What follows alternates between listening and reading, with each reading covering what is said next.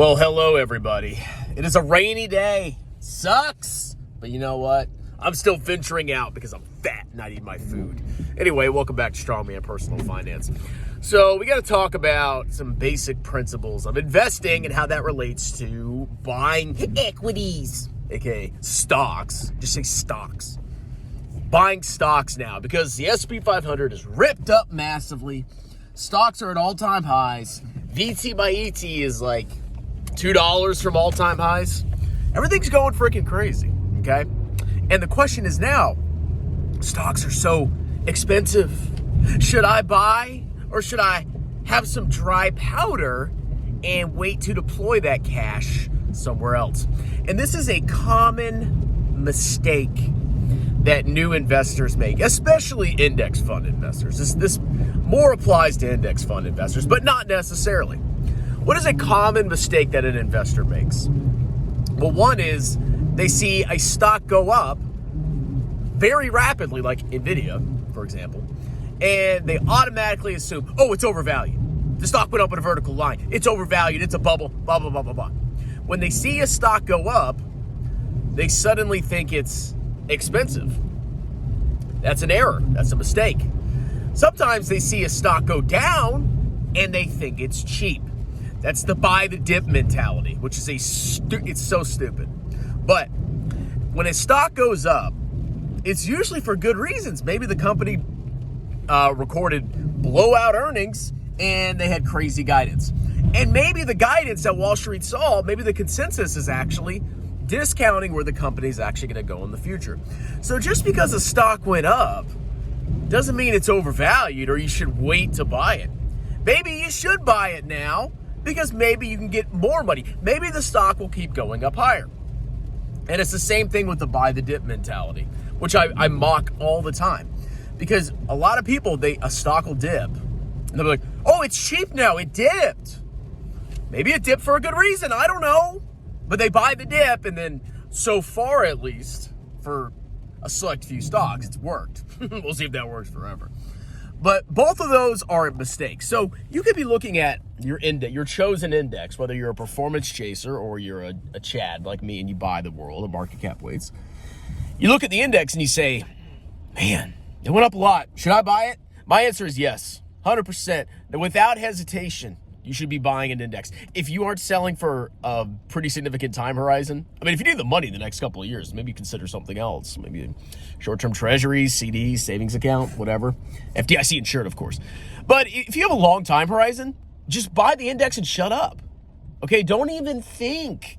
Just buy it.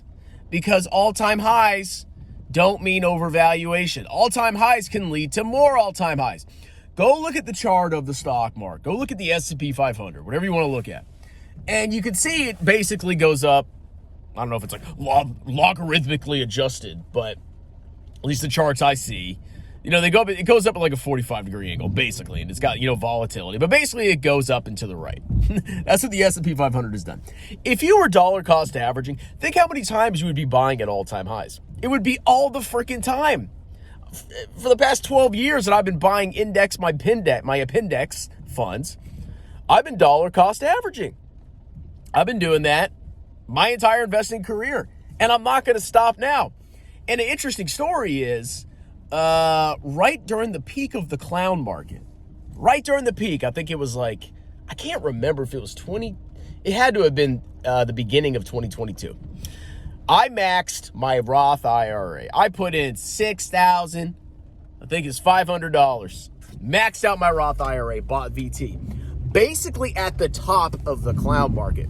Now, my gut told me that we were in some kind of clown bubble, which sort of kind of worked. Obviously, the stonks went down for a couple months or even a year after that. But I bought anyway because in my perspective, okay, let's say I buy at the peak. I think the share lot was maybe 106 or 107, so I think I have broken even finally.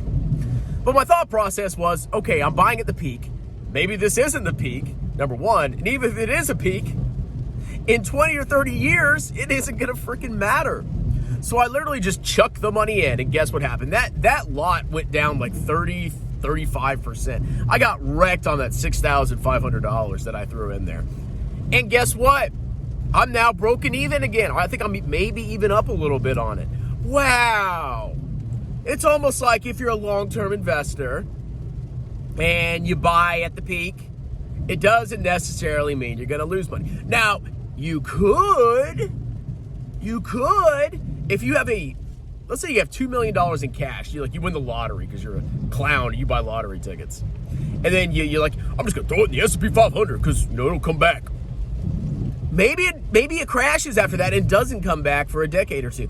I don't freaking know. So if you're in that kind of scenario, maybe there's a little bit different calculus there because you're taking, there is a risk of having a massive lump sum investment. But if you're dollar cost averaging, which includes my Roth contributions, I'm putting in $6,000, $7,000 a year. It's basically a yearly DCA. It doesn't matter because even if the bubble popped, that money, that's okay. Maybe I lost some money on that lot, but the next time I buy, maybe I'm buying at the bottom. And that's actually what happened. I put 10 grand in my solo 401k, like close to the bottom in 2022 or 2023 or whatever it was. And guess what? That thing went up massively. Okay. I mean, it went up like 30 something percent, 40, whatever. I made like really good money off that. Did I time that? No, I was like, okay, I know how much I can put in my 401k. I'm going to throw this contribution in there. And it worked out for me. Okay. So stop overthinking it. If you have like $5,000 come in and you don't need it and you just want to invest it, just chuck it in your index and don't even look at the price. Okay. That's how index investing works. You have to understand the fundamental logic underpinning index fund investing. Okay. It isn't line go up. It's a belief in efficient markets. Now, how much you deviate from that by tilting towards large cap tech is your choice. But at the end of the day, it's about efficient markets, which you're accepting that the market is smarter than you. And the prices that you see, even if it's an all-time high, doesn't necessarily mean that it's overvalued or you shouldn't buy at that point. So DCA, chill out, go to the beach in the rain, and enjoy your life. Cheers!